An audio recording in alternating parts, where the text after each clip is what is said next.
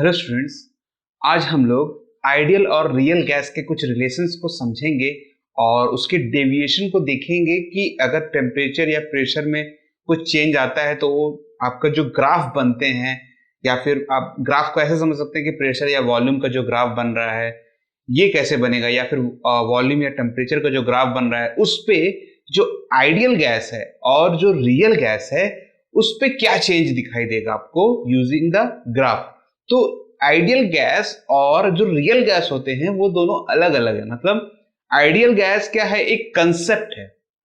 अभी तक हम लोग जितने भी टॉपिक्स पढ़ रहे थे सब के सब आइडियल गैस के ऊपर में ही पढ़ रहे थे और उसका एक इक्वेशन को यूज कर रहे थे जो कि था PV equal to mu R T. इस इक्वेशन को हम लोग पढ़ रहे थे, पर ये इक्वेशन जो है वो किसको डिफाइन करता है? ये इक्वेशन आइडियल गैस को डिफाइन करता है, ना कि आपके रियल गैस को डिफाइन करता है। तो जो रियल गैस है वो थोड़ा हटके काम करता है। तो सबसे पहले हमको डिफरेंस समझना पड़ेगा कि आइडियल और रियल में फर्क क्या है। तो इसके टोटल दो टॉपिक्स हैं, इसको समझ लेते हैं सबसे पहले। फिर उसके बाद में हम लोग बॉयल्स लॉ और चार्ल्स लॉ का जो डेरिवेशन है छोटा सा, उसको समझेंगे कि अगर टेम्परेचर को कांस्टेंट कर दिया जाए तो प्रेशर और वॉल्यूम का जो ग्राफ है वो कैसा बनेगा, और बाद में प्रेशर को कांस्टेंट कर दिया जाए जो कि चार्ल्स लॉ है तो उस पे आपका टेम्परेचर और वॉल्यूम का जो ग्राफ है वो कैसा बनेगा एज ए आइडियल गैस और रियल गैस दोनों के मुताबिक। ठीक है। और उसके बाद एक छोटा सा और टॉपिक है जो है पार्शियल प्रेशर, उसके बारे में भी हम लोग समझेंगे। चलिए स्टार्ट करते हैं फिर अपने इस वीडियो को। बहुत सिंपल सा है हमारा टॉपिक वाला आज का, ideal gas versus real gas. तो आइडियल गैस और रियल गैस में सबसे बड़ा अंतर समझिए। तो आइडियल गैस की खूबियां समझिए। सबसे पहले क्या होता है आइडियल गैस का? सबसे पहला खूबी होता है जो इसके मॉलिक्यूल होते हैं गैस के, वो बहुत ही ज्यादा छोटे होते हैं, वेरी स्मॉल इन साइज, बहुत ही ज्यादा छोटे होते हैं। ठीक है। सेकंड चीज, जो आइडियल गैस के मॉलिक्यूल्स होते हैं या पार्टिकल समझ लीजिए आप, ठीक है। तो जो आइडियल गैस के मॉलिक्यूल्स होते हैं वो एक दूसरे को अट्रैक्ट नहीं करते हैं, तो इसको नो अट्रैक्शन फोर्स भी बोलते हैं। जो आइडियल गैस होते हैं उसमें नो अट्रैक्शन फोर्स होता है और रिपल्सन फोर्स, कोई भी अट्रैक्शन या रिपल्सन फोर्स नहीं होता है किस पे? आइडियल गैस पे। तो इससे एक चीज पता चल रहा है कि रियल गैस में ये दोनों चीजें पाई जाती हैं, अट्रैक्शन भी और रिपल्सन भी, पहला। दूसरा चीज, इसका साइज जो रियल गैस है वो बहुत ही छोटा नहीं होता है। ये डिपेंड करता है आपका कि आपका जो गैस है वो कौन सा है, क्या वो ऑक्सीजन है या फिर वो हाइड्रोजन गैस है या CO2 गैस है। वो डिपेंड करेगा कि उसका जो मॉलिक्यूल का साइज है वो कैसा बन रहा है, पर वो साइज बहुत ही ज्यादा छोटा तो नहीं होता है। ठीक है। तो इन दोनों फैक्टर को लेके चल के हम क्या करेंगे, सबसे पहले एक ग्राफ बना के देखते हैं जो कि है कंप्रेसिबिलिटी फैक्टर के ऊपर में। और तो इससे आपका ये अट्रैक्शन और रिपल्सन वाला जो पॉइंट है ये क्लियर हो जाएगा यहाँ पास में। ठीक है, इसको समझिएगा। इसके लिए आइडियल गैस की इक्वेशन ही हमारे पास में है PV equal to mu R T. इस इक्वेशन का हम यूज करेंगे, आइडियल गैस इक्वेशन का यूज। ठीक है। और ये इक्वेशन आया कहां से और इसका यूज क्यों कर रहे हैं ये भी हमको इसमें पता चलेगा।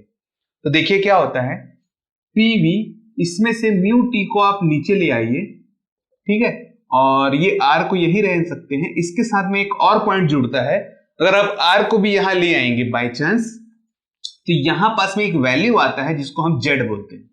ये Z आपका कंप्रेशन फैक्टर होता है, compression factor. Normally ideal gas के लिए ये 1 होता है। कितना होता है? 1। नॉर्मली जो आइडियल गैस होता है हमारा उसके लिए। तो देखिए बनाते हैं सिंपल से ग्राफ। ये हो गया प्रेशर जिसको हम ATM से लेंगे, और ये हो गया हमारा कंप्रेसिबिलिटी फैक्टर। तो PV equal to mu T. Okay है। अगर R को यहां ले जाएंगे तो R की जो वैल्यू होती है वो क्या होती है? R की वैल्यू 8.314, और 8.314 को 1 से मल्टीप्लाई करेंगे तो सेम वैल्यू आएगा। तो ये वाला 8.314 का वैल्यू आएगा जो कि एकदम स्ट्रेट रहेगा, जो कि एकदम स्ट्रेट रहने वाला है, ठीक है। अब यहां पास में हम लोग टोटल 3 टेम्परेचर अलग अलग लेंगे। तो एक टेम्परेचर T1 ले लीजिए, दूसरा टेम्परेचर T2 ले लीजिए और तीसरा टेम्परेचर T3 ले लीजिए। इस एरो के हिसाब से आप देख सकते हैं T1 टेम्परेचर हायर है, T2 टेम्परेचर लोअर है और T3 टेम्परेचर उससे भी लोअर है, ठीक है। तो टोटल 3 टेम्परेचर हम यहां पास में ले रहे हैं। As with respect to the ideal gas पे ये जो फैक्टर देख रहे हैं इसको कोई फर्क नहीं पड़ता, क्योंकि ये आइडियल गैस है और इस पे अट्रैक्शन और रिपल्सन तो होता ही नहीं है। बट अगर ये रियल गैस होता तो क्या होता? अगर ये रियल गैस होता तो देखिए, इसको मान लीजिए 200 प्रेशर, इसको 400, इसको 600, इसको 800 और ये वैल्यू आपका कंप्रेसिबिलिटी फैक्टर कहा गया, ठीक है। तो at a low pressure and higher temperature, फिर समझिएगा, low pressure and high temperature, at low pressure और हाई टेम्परेचर पे जो हमारा गैस है कुछ कर्व उसका ऐसा बनता है। अब इसको समझिएगा कि ये क्या है। इसका मतलब ये है कि आपका जो टेम्परेचर अगर बहुत ही प्रेशर, समझ लीजिए ये जो देख रहे हैं प्रेशर ये बहुत ही कम है और टेम्परेचर बहुत ही ज्यादा है, तो ये कैसा टाइप का बिहेव करेगा? ये आपका कुछ आइडियल गैस जैसा ही बिहेव करेगा। इसका मतलब समझिएगा, मान लीजिए कि आपके पास में एक बॉक्स है और यहां पास में कुछ गैस है, ठीक है। नॉर्मली ये रियल गैस है। अब जब इसका टेम्परेचर को बढ़ाया जाएगा तो होगा क्या? टेम्परेचर को बढ़ाने से ये जो पार्टिकल्स है या मॉलिक्यूल्स हैं इनको एक्स्ट्रा एनर्जी मिल जाएगी और इसका प्रेशर को हमको बढ़ाना नहीं है। अगर प्रेशर को नहीं बढ़ाना है तो इसका ये जो देख रहे हैं ये बॉक्स, इसका जो वॉल्यूम है ये बढ़ जाएगा। क्या हो जाएगा? ये बढ़ जाएगा। जब ये बढ़ जाएगा तो इनको ज्यादा जगह मिल जाएगी घूमने फिरने के लिए, या ऐसा बोल सकते हैं आप। तो ये पार्टिकल्स जो नजदीक थे ये थोड़ा दूर चले जाएंगे। जब ये दूर चले जाएंगे तो with respect to this box, ये जो बॉक्स दिख रहा है इसका वॉल्यूम के हिसाब से ये जो मॉलिक्यूल है ये अपने आप को बहुत ही छोटा महसूस करेंगे। और जब ये अपने आप को बहुत ही छोटा महसूस करेंगे तो हमारी ये वाली कंडीशन जो है वो सेटिस्फाई हो जाती है, वेरी स्मॉल इन साइज। ये अपने आप को बहुत ही छोटा महसूस करेंगे। तो ये जो गैस है, जो गैस पार्टिकल्स है, ये अपने आप को कैसा दिखाई समझेंगे? ये अपने आप को आइडियल गैस जैसा समझेंगे। क्या समझेंगे? Ideal gas.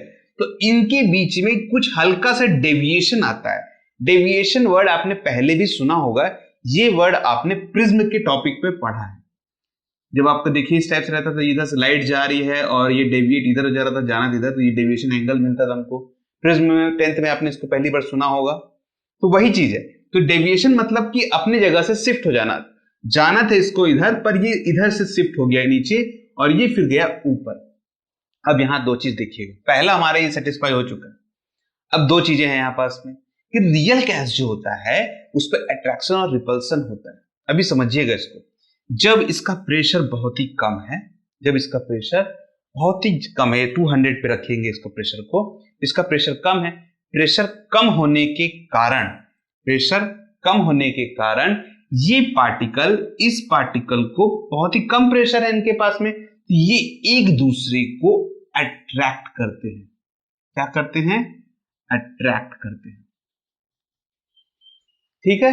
और जब ये पार्टिकल एक दूसरे को अट्रैक्ट करते हैं, इनके पास प्रेशर कम है, ठीक है, बहुत ही ज्यादा इसको एक्सटर्नली प्रेशर नहीं मिल रहे। प्रेशर कम होने के कारण इनके पास में एनर्जी भी है। अब एनर्जी इनके पास में है तो ये समझ सकते हैं कि इंटरनल एनर्जी में चेंज हुआ होगा, ये अपने आप को खींच रहे होंगे एक दूसरे को। तो इन पे अट्रैक्शन होने के कारण इनका जो वैल्यू है, ठीक है, अब देखिए इन पे अट्रैक्शन आया तो इनकी वॉल्यूम थोड़ा कम हो गया होगा। इनका वॉल्यूम कम हुआ होगा तो ये जो जेड का जो फैक्टर हमको मिलता है, समझिएगा इसको, ठीक है, ये जेड का जो फैक्टर मिलता है ये नेगेटिव पे चला जाता है, नेगेटिव पे, ठीक है। तो जब भी आपका जेड का जो फैक्टर आ रहा है, ये वैल्यू जब कम आता है तो इसका मतलब है कि उस पर जरूर अट्रैक्शन बन रहा होगा। अब जब इस पे एक्स्ट्रा एनर्जी, जब इसका प्रेशर को बढ़ाया जा रहा है, जब प्रेशर बढ़ेगा तो एक पार्टिकल ये वाला मॉलिक्यूल दूसरे वाले मॉलिक्यूल, या फिर ऐसा बोल सकते हैं एक गैस का मॉलिक्यूल दूसरे गैस के मॉलिक्यूल पे अलग से क्या कर रहा होगा?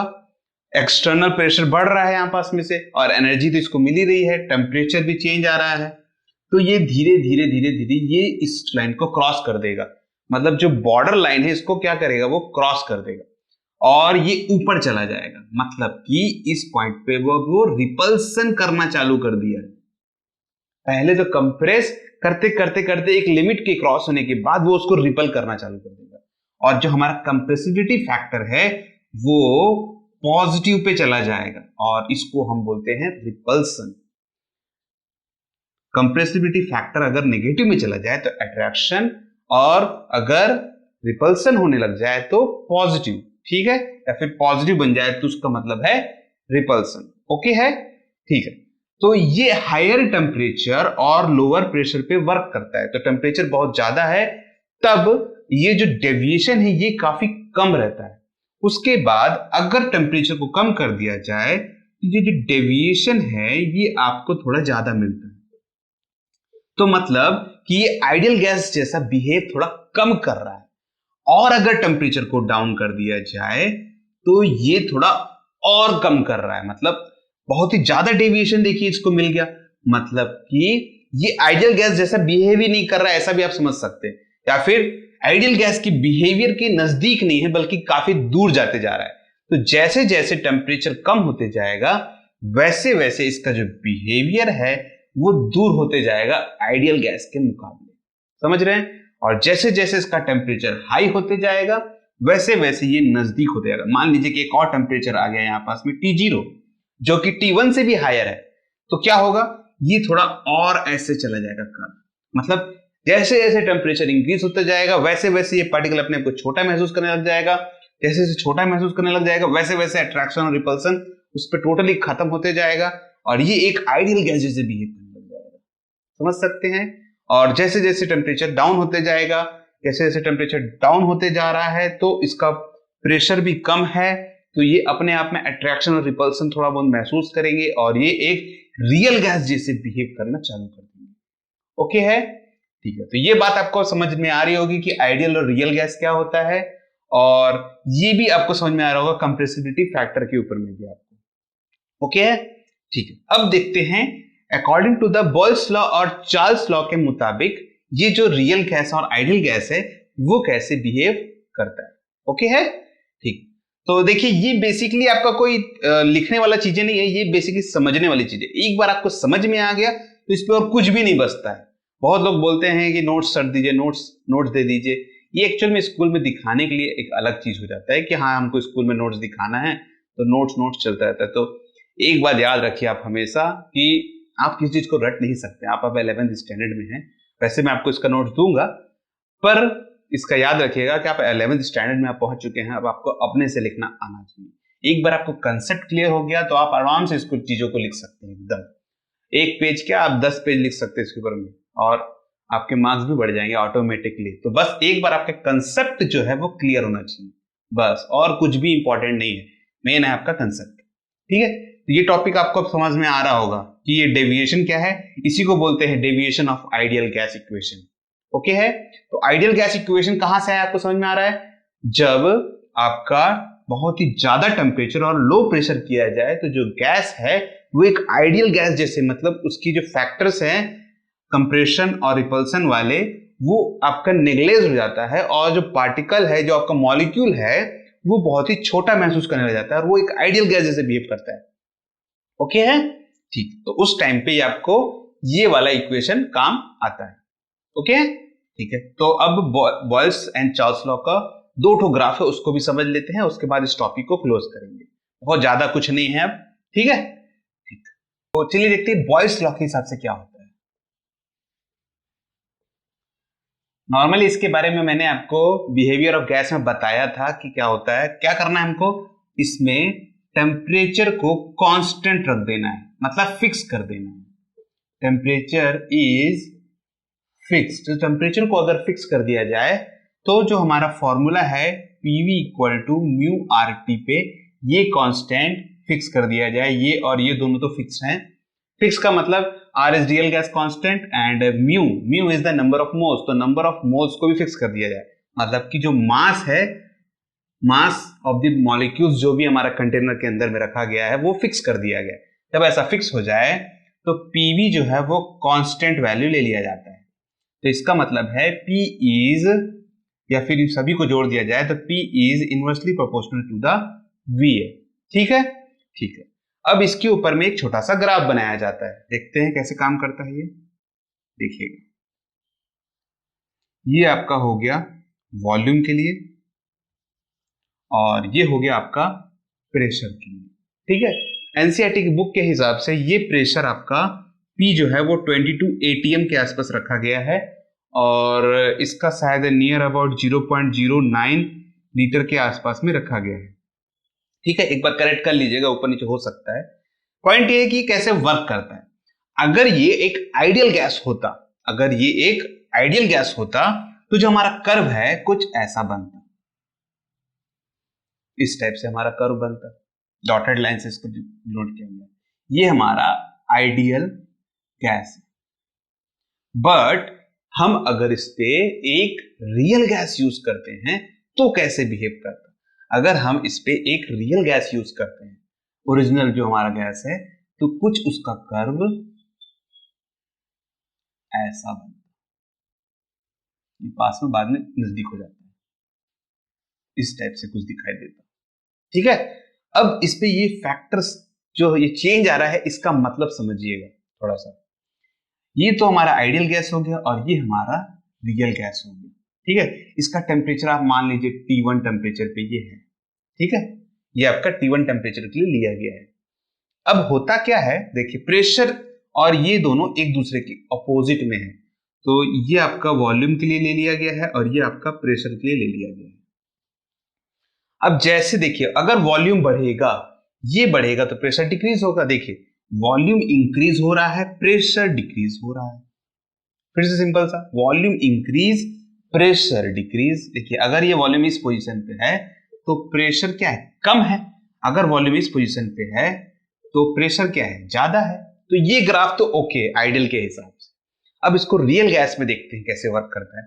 सेम ऐसे ही वर्क है, बट रियल में क्या होगा कि अभी समझ लीजिए इस पॉइंट पे मुझे चेक करना है कि इस पॉइंट पे मेरा जो वॉल्यूम है और जो प्रेशर में है वो किस टाइप से बिहेव कर रहा है। टेम्परेचर को कांस्टेंट रख के, टेम्परेचर को T1 पे हम रख दिए गए हैं।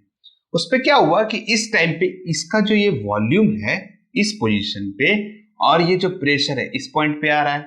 बट रियल पे क्या हुआ कि ये इस पॉइंट पे शो कर रहा था इसका वॉल्यूम, मतलब इसकी जो वॉल्यूम थी वो बढ़ गई थी, इसका जो वॉल्यूम था वो ज्यादा था एज कंपेयर टू आइडियल के मुकाबले। अब ज्यादा होने का मतलब क्या है, ज्यादा होने का मतलब ये है कि जरूर इस पे रिपल्सन आया होगा, गैस के मॉलिक्यूल्स जो थे हमारे उस पे रिपल्सन मिला होगा। आइडियल पे तो ऐसा है नहीं, इसलिए सिंपल सा करवाया। बट रियल पे ऐसा क्या हुआ होगा कि इतना प्रेशर पाने के बाद इस पे जरूर रिपल्सन आया होगा और रिपल्सन आने के कारण ये आपका इधर शिफ्ट हो गया होगा। रिपल्सन के कारण इसको ज्यादा वॉल्यूम चाहिए होगा। अब रिपल्सन हुआ है, बनी बनाई बात है, तो इसको आपको ज्यादा जगह तो चाहिए ही होगा। ठीक है, फिर धीरे धीरे इसका डाउन करते गए प्रेशर को जैसे जैसे डाउन करते गए तो ये इस पॉइंट पे एक दूसरे को कट किया। इसका मतलब ये है कि प्रेशर को डाउन कर दिया गया है। प्रेशर को डाउन करने से और टेम्परेचर को हाई रखने से, मतलब T1 हमारा हायर टेम्परेचर है बहुत, तो ये एक आइडियल गैस के नजदीक इसको ले जा रहा है। इसको हम लोग पहले भी पढ़ चुके हैं। तो देखिए टेम्परेचर हाई है, प्रेशर को डाउन किया जा रहा है, तो ये इस पॉइंट पे हमको ये आइडियल गैस जैसा बिहेव कर रहा था। मतलब एक दूसरे को ये क्रॉस किया ना, तो मतलब इस पॉइंट पे ये रियल गैस और आइडियल गैस एक जैसे ही काम कर रहे हैं। उसके बाद फिर से ये आइडियल गैस अलग बिहेव करने लग गया और ये आपका नीचे आ गया। देखिए इस पॉइंट पे अगर मैं चेक करूं तो आइडियल गैस जो है वो ज्यादा जगह ले रहा है। इसको कंप्रेसिबिलिटी और अट्रैक्शन से, कंप्रेसिबिलिटी और रिपल्सन से कोई लेना देना नहीं है, अट्रैक्शन और रिपल्सन से। बट रियल गैस को है। रियल गैस में क्या हो जा रहा था, इस पॉइंट पे आपको अट्रैक्शन मिल रहा होगा, इस पॉइंट पे अट्रैक्शन मिल रहा होगा। जैसे जैसे प्रेशर को लो करते जा रहे थे वैसे वैसे हमको अट्रैक्शन मिलने लगता है और ये हमको रियल गैस में दिखाई देता है। टेम्परेचर हाई करेंगे तो रिपल्सन मिलेगा, टेम्परेचर को लो, तो टेम्परेचर नहीं, प्रेशर को लो करेंगे तो ऑटोमेटिकली वो नजदीक आते जाएगा तो हमें अट्रैक्शन मिलेगा और वॉल्यूम हमारा कम लगेगा। ठीक है, कर्व समझ रहे हैं आप बात को। अब इस पे टेम्परेचर को आप वेरी कर सकते हैं, T2 टेम्परेचर, T3 टेम्परेचर, अलग अलग टेम्परेचर पे ले सकते हैं। ठीक है, ग्राफ थोड़ा सा कचरा टाइप को वैसे ही हो चुका है, थोड़ा सा समझिएगा इसको डॉटेड लाइन से। अगर आइडियल गैस होता T2 टेम्परेचर पे तो कुछ ऐसा दिखाई देता, और इसी पे आपका रियल गैस जो होता तो वो कुछ आपका कर्व ऐसा बन जाता है इस टाइप से। फिर अगर T3 पे जाएंगे तो कुछ कर्व ऐसा दिखाई देगा, जैसे जैसे आप टेम्परेचर को लो करते जाएंगे वैसे वैसे कर्व इधर नजदीक आते जाता है, और ये थोड़ा सा और ऐसा चला जाता है इस टाइप से। पॉइंट कहाँ है? पॉइंट ये है कि ये देख रहे हैं इन दोनों के बीच में जो शिफ्टिंग आ रहा है इसे हम डेविएशन बोलते हैं, और ये डेविएशन हमको कंप्रेसिबिलिटी फैक्टर में भी दिखाई दिया था, और इसको हमको प्रेशर और वॉल्यूम में भी ये दिखाई दे रहा है। और ये क्यों हो रहा है? Because of the attraction and repulsion. Repulsion and attraction के कारण ये डेविएशन हमें दिखाई देता है, और ये सिर्फ और सिर्फ रियल गैस में ही मिलता है हमको, क्योंकि हमारा आइडियल गैस तो इसको फॉलो ही नहीं करता अट्रैक्शन और रिपल्सन को, तो हमें उसमें कैसे दिखाई देगा ये। पर आइडियल हमारा रियल गैस में ये चीजें हमको दिखाई देती है। ओके है, अब इसी को चार्ल्स लॉ में भी समझते हैं। चलिए चार्ल्स लॉ देख लेते हैं, बहुत सिंपल सा है हमारा। तो चार्ल्स लॉ क्या है? बहुत सिंपल चीज है। इसमें चार्ल्स लॉ में क्या किया जाता है कि प्रेशर को फिक्स कर दिया जाता है, प्रेशर इज फिक्स्ड। सिंपल सा है, अगर प्रेशर को फिक्स कर दिया जा रहा है तो हमारा जो फॉर्मूला है वो कैसा दिखाई देगा? फॉर्मूला जो हमारा है वो वॉल्यूम वर्सेस टेम्परेचर के हिसाब से हो जाएगा। तो जो हमारा ग्राफ है वो कैसा दिखाई देगा? ये हमारा टेम्परेचर का ग्राफ हो गया, ये हमारा वॉल्यूम का ग्राफ हो गया। अगर ये एक आइडियल गैस होता तो ये कैसा बिहेव करता? जैसे जैसे टेम्परेचर को बढ़ाएंगे वैसे वैसे वॉल्यूम भी बढ़ेगा, तो कुछ हमारा ये ऐसा दिखाई देता। ये तीन लाइन मतलब ये P1, ये P2 और ये P3 प्रेशर को फिक्स किया जा रहा है, और प्रेशर की वैल्यू को फिक्स मतलब कि प्रेशर P1 जो है वो बहुत ज्यादा है, P2 थोड़ा कम है और P3 थोड़ा और कम है। तो जैसे जैसे प्रेशर डिक्रीज होता जाएगा वैसे वैसे ये जो स्लोप का जो कर्व है ये डिक्रीज होते हुए जाता है। ठीक है, पॉइंट यहां ये है कि ये सब आइडियल गैस के बिहेवियर्स हैं, आइडियल गैस के बिहेवियर्स हैं। तो जो रियल गैस है वो कैसा बिहेव करेगा? रियल गैस आपका कुछ ऐसा बिहेव करता है। ये देख रहे हैं ये कर्व, ये बीच में आपको डेविएशन मिलेगा, और ये डेविएशन क्यों मिलता है आपको? सिंपल सी बात है कि आपको ये टेम्परेचर है ना, तो टेम्परेचर को जब आप इंक्रीज करना चाह रहे हैं, ठीक है, और जैसे जैसे आप इसको हीट एनर्जी दे रहे हैं, हीट एनर्जी देने से क्या हो रहा है? ये अपने इंटरनल एनर्जी को एनर्जी दे रहा होगा, वॉल्यूम को ये क्या कर रहा होगा? ये एक्सपैंड कर रहा होगा, माय मिस्टेक। ये वॉल्यूम को क्या कर रहा होगा? एक्सपैंड कर रहा है, और टेम्परेचर को इंक्रीज नहीं होने दे रहा है, क्योंकि ये आइडियल नहीं है, ये एक रियल है, और ये एक्सपेंशन हो रहा है ज्यादा और अपने टेम्परेचर को इंक्रीज नहीं होने दे रहा है। इसका मतलब ये है कि जरूर इस पे रिपल्सन फोर्स लग रहा होगा, क्योंकि एक रियल गैस है ये। रिपल्सन के कारण इसका वॉल्यूम एक्सपेंशन ज्यादा हो रहा है। आइडियल में ऐसा नहीं हो रहा है, आइडियल तो नॉर्मली टेम्परेचर बढ़ाने से ये ऐसा बिहेव कर रहा है, इस पे कोई अट्रैक्शन रिपल्सन का नहीं है। जैसे जैसे टेम्परेचर बढ़ाएंगे वैसे वैसे ज्यादा जगह लेते जाएगा और प्रेशर को कांस्टेंट रखते जाएगा। पर रियल में ऐसा नहीं है, रियल में ये वॉल्यूम ज्यादा एक्सपैंड कर दे रहा है एज कंपेयर टू टेम्परेचर के मुकाबले। टेम्परेचर थोड़ा सा दिए, वॉल्यूम ज्यादा एक्सपैंड हो गया, ऐसा हो रहा है। और धीरे धीरे फिर ये जाके जैसे जैसे टेम्परेचर को इंक्रीज ज्यादा कर देंगे, हायर टेम्परेचर पे चले जाएंगे, प्रेशर को फिक्स कर दिया जाएगा, तो ये एक आइडियल गैस जैसे बिहेव करना चालू कर देगी। स्टार्टिंग में ये एक रियल गैस जैसे, और जैसे टेम्परेचर को बहुत हाई लेवल पे ले जाया जाता है वैसे वैसे इसका जो बिहेवियर है वो आइडियल गैस जैसे बनने लग जाता है। अगर प्रेशर को लो कर दिया जाए और लो कर दिया जाए तो देखिए वॉल्यूम एक्सपेंशन है, टेम्परेचर थोड़ा सा भी बढ़ने नहीं दे रहा है, ठीक है, और ये कर्व कुछ नीचे की तरफ झुक जाता है। इसमें और ज्यादा कुछ नहीं है, बस इस ग्राफ को समझना है। और जो चार्ल्स लॉ थे उन्होंने बताया था ये भी कि प्रेशर को फिक्स कर दिया ऐसा होता है, और अगर वॉल्यूम को फिक्स कर दिया जाए तो वॉल्यूम इज फिक्स्ड, तो ये जो ग्राफ है ये आपका प्रेशर वर्सेस टेम्परेचर बन जाता है। ठीक है, इसके बारे में आपको थोड़ा डिटेल में ज्यादा नहीं दिया गया एनसीईआरटी में, हम लोग भी ज्यादा बात नहीं करेंगे, ये कंसेप्ट है कि बस और कुछ नहीं है। ठीक है, तो ठीक है, अब पार्शियल प्रेशर की तरफ समझते हैं और समझते हैं कि पार्शियल प्रेशर है वो कैसे वर्क करता है, या फिर पार्शियल प्रेशर जो होता है वो होता क्या है। ठीक है, ओके। तो अगला हमारा टॉपिक है पार्शियल प्रेशर। पार्शियल प्रेशर क्या बोलता है? पार्शियल प्रेशर आपका ये बोलता है कि मान लीजिए हमारे पास में एक कंटेनर है और इसमें अलग अलग टाइप की गैस है। मान लीजिए कि कुछ अलग टाइप की इस टाइप से गैस है और कुछ इस टाइप से गैस है छोटे, और इन सभी का मिला के कुछ ना कुछ प्रेशर बन रहा है, यहाँ पास में कुछ ना कुछ प्रेशर बन रहा है। ठीक है, अब पार्शियल प्रेशर क्या है? पार्शियल प्रेशर ये बोलता है कि अगर इसके वॉल्यूम को उतना का उतना ही रखा जाए, वॉल्यूम में कोई चेंज नहीं आना चाहिए, तो छोटा डब्बा बन जा रहा है। अब इस पे ये वाले जो मॉलिक्यूल्स हैं इसको आप रख दीजिए और इस वाले को इस पे रख दीजिए। ये वाले जो मॉलिक्यूल्स हैं ये कुछ प्रेशर बनाएंगे, मान लीजिए कि P1 प्रेशर बना रहे हैं और ये वाले मॉलिक्यूल्स भी कुछ प्रेशर बनाएंगे, तो इसको आप P2 प्रेशर मान लीजिए। ठीक है, तो पार्शियल प्रेशर कहां है? यहां पास में पार्शियल प्रेशर इसको बोलते हैं। ये जो है ये पार्शियल प्रेशर है, ये जो है ये पार्शियल प्रेशर है।